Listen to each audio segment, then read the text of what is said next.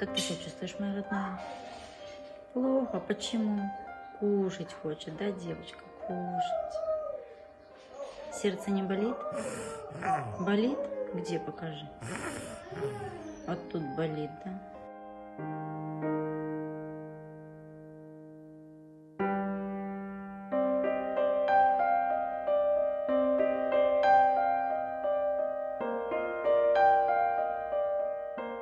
Я решила, что я не буду сдаваться, и читала, искала, кто нам может помочь. Мы нашли в Турции нейрохирурга, который готов взять нашу девочку на операцию.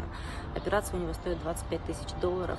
Если от нас откажется Россия, то мы поедем дальше, мы поедем за границу. Пожалуйста, кто неравнодушен к нашей истории, помогите девочке. Мы не готовы терять дочку.